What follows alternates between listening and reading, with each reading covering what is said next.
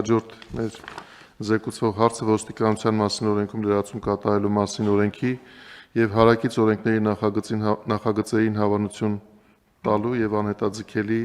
համարելու մասին հարցն է։ Զեկուցող ներքին գործերի նախարարի տեղակալ Արմեն Մկրտչյան, պարոն Մկրտչյան, խնդրեմ։ Շնորհակալ եմ, հարգարժան պարոն փոխվարչապետ, լավագույն բարեմաղթանքներս, ես նույնպես շնորհավորում եմ ձեզ։ Հարգելի գործընկերներ, քննարկման եմ ներկայացնում ոստիկանության մասին օրենքում լրացում կատարելու մասին օրենքի եւ հարակից օրենքների նախագծերը։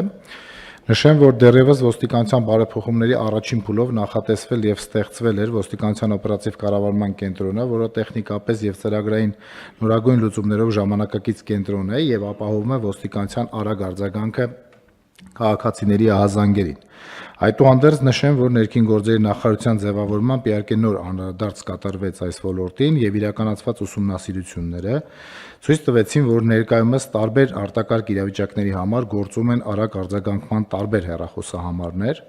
որի պայմաններում քաղաքացիները ստիպված են լինում ինքնուրույն կողմնորոշվելու, թե որ դեպքում որ հեռախոսահամարով է անհրաժեշտ ահազանգել։ Մինչդեռ այդպիսի իրավիճակներում պետությունը պարտավոր է ապահովել ահազանգի արդյունավետ սպասարկումը, իսկ քաղաքացին կարող է ճիշտ չկողմնորոշվել տվյալ իրավիճակում։ Բացի այդ, իրավախախտումների կանխարգելման, հասարակական անվտանգության ապահովման, ինչպես նաև արտակարգ իրավիճակներին օպերատիվ արձագանքի ապահովման գործընթացում արձանագրվում են կառավարման որոշակի խնդիրներ, որոնք պայմանավորված են լինում տարբեր մարմինների դերերի չկոորդինացված բաշխմամբ, տեղեկատվության ցրվածությամբ եւ օպերատիվ հաղորդակցության անբավարար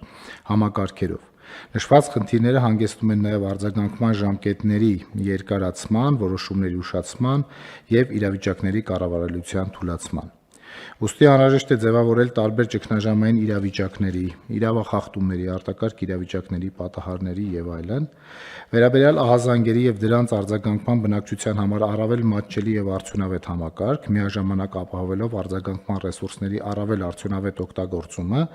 ինչի համար նախատեսվում է բոլոր ահազանգերի համար ստեղծել մեկ միասնական կառավարման կենտրոն, մեկ միասնական հեռախոսահամարով։ Ըստ այդմ, առաջարկվում է ներքին գործերի նախարարության կառուցվածքում ստեղծել օպերատիվ կառավարման գրասենյակ, որի հիմնական գործառույթները կհանդիսանան օպերատիվ իրավիճակի շուրջօրյա մշտադիտարկումը, ճգնաժամային իրավիճակների կառավարումը, այդ թվում ճգնաժամային հեռախոսազանգերի, ինչպես նաև այլ եղանակով ստացված տեղեկությունների ընդունումը, օպերատիվ արձագանքի կազմակերպումը, ինչպես նաև արձագանքող ուժերին անհրաժեշտ կողմնորոշիչ տեղեկությունների տրամադրումը։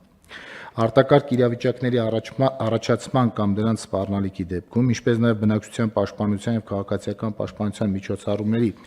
անցկացման ժամանակ տարբեր արձագանքող ուժերի ներգրավման կազմակերպումը, բնակչության ազդարարման ու իրազեկման, ինչպես նաև հանրային միասնական հաղորդակցության ապահովումը։ Ճգնաժամային իրավիճակների վերաբերյալ ստացված տեղեկությունների մասնագիտական վերլուծության իրականացումը, որոնք ճգնաժամային կառավարման համար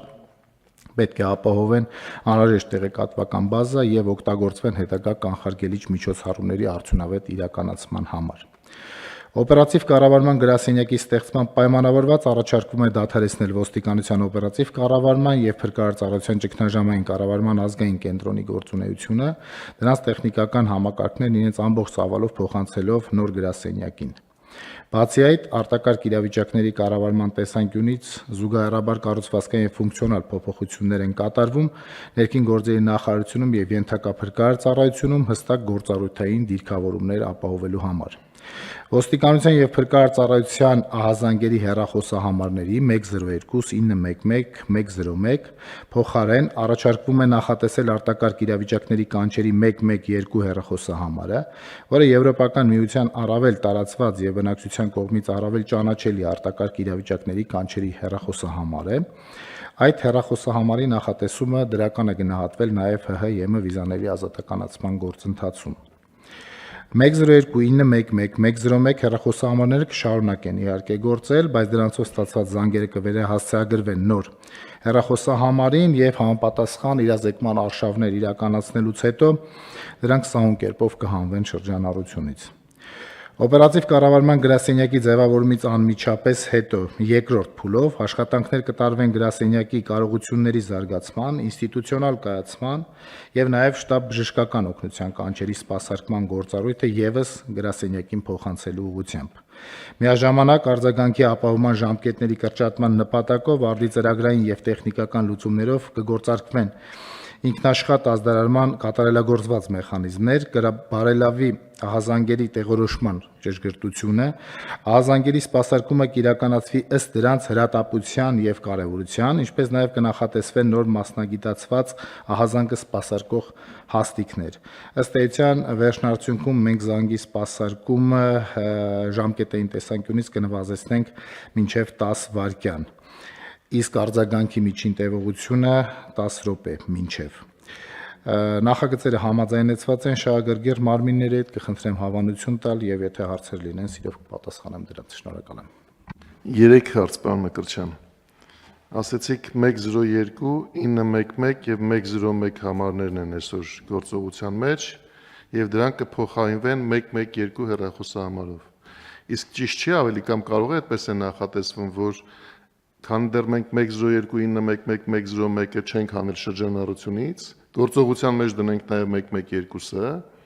որը կլինի 4-րդ կիրառելի հեռախոսահամարը, նախ մարդիկ կսովորեն այդ 4-րդին, հետո այդ ժամանակահատվածում նաև այն գործող 3-ը կվերահասցեագրվեն, հետո երբ որ այդ 3-ը հանվեն շրջանառությունից, 4-րդը կշարունակի մնալ ուժի մեջ, եւ կխնդրեմ նաև երկու բարձաբանում դրա հետ միասին։ Ասացիք, որ զանգը կսպասարկվի 10 վայրկյանում, իսկ արձագանքը կլինի մինչև 10 րոպեում։ Այսօր այդ ցուցանիշները ինչպիսին են, որ հասկանանք, թե այս փոփոխության արդյունքում ինչ արագություն է ավելանալու եւ զանգերի սպասարկման եւ արձագանքի հարցում։ Խնդրեմ, շնորհակալ եմ։ Շնորհակալ եմ։ Պարոն Խաչատրյան, հենց այդպես էլ պատրաստվում ենք անել, այսինքն 112-ը կգործարկվի, մնացած համարները զուգահեռաբար կմնան ֆունկցիոնալ, ուղղակի այդ զանգերը ինքնաշխատ կտեղափոխվեն բնականաբար 112-ին, իդեպ այս պահին 101-ը գործող համար է, բայց նույն կարգավիճակով կլանված է 911-ի մեջ, ինքը բավականին հին համար է, եւ իրազեկման արշավներ կիրականացնենք քիչ-քիչ քաղաքացիներին տեղեկացնելով, որ այս համարները այլևս սկսելու են չգործել եւ ինչ որ մի պահից դրանք կդադարեցնենք։ Այսօրվա զանգի սպասարկում ասելով ես նկատի ունեմ, երբ որ զանգը վերցվում է, ինքը միջինում 18 վայրկյան է, բայց այստեղ մի փոքր նաև ավելի վատ իրավիճակ էլ ունենք, եթե վերցնում են, իսկ շատ դեպքերում դրանք մոտավորապես 25-30%-ն են կազմում, երբ որ զանգը ուղղակի չի հասցվում պատասխանվի եւ հետո հետադարձ զանգ է կատարվում, այստեղ արդեն բավականին տևական ժամանակ է փաստացի ստացվում։ Իսկ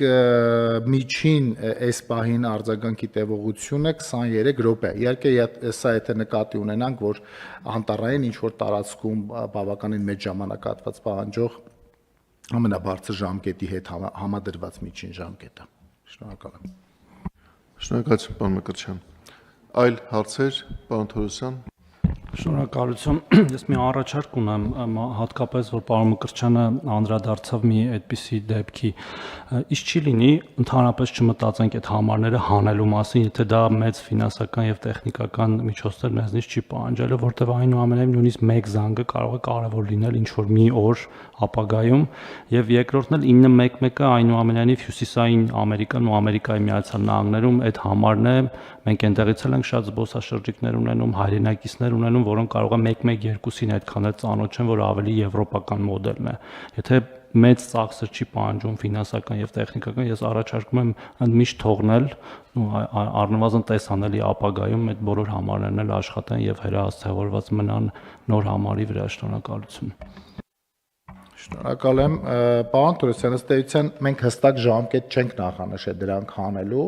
եւ մեր պլանը այնպեսին է, որ դրանք հանել շրջանառություն, երբ որ դրանց անհրաժեշտությունը կարծես թե կվերանա։ Եվ բնականաբար գործելու են եւ մեր սպայի դիտարկումները ծախսի հետ այդպես կապված խնդիրներ չունենք։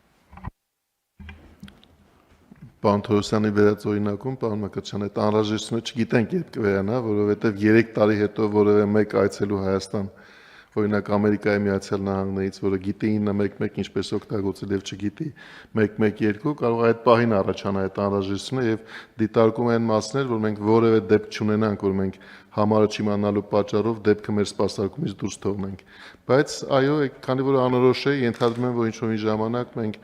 մտադրություն էլ չունենք այդ համարները օգտագործումից հանելու, հետո կարող ենք ըստ անհրաժեշտության վերադառնալ հարցի քննարկմանը։ Այլ հարցեր Տիկին Ավանեսյան, խնդրեմ։ Շնորհակալ եմ ուղղակի հստակեցման կարգով ուզում եմ նշել, որ մենք այսօր էլ գործընկերների հետ ունենք ծրագրային լուծումներ եւ այդ զանգերը փոխանցվում են մեկս մյուսին, մշակվում են եւ ըստ անհրաժեշտության նաեւ համատեղ է իրականացվում կանչերը։ Ուզում եի նշել, որ 103-ը որպես այդպեսին մնալու է եւ մեր առողջապահության նախարարության ենթակայության հանրապետական շտաբ օգնության ծառայությունը իր օպերացիոն կառավարման կետը ունենալու է, որովհետեւ այն ներառելու նաև վարակիչ հիվանդությունների եւ այլ մասերով նաև օպերացիոն կառավարման հնարավորություններ եւ ծրագրային առումով միանշանակ մենք միասնական հարթակի միջոցով կարողանալու ենք տեղեկատվությունը վարկանների on-line ռեժիմով իրար փոխանցել։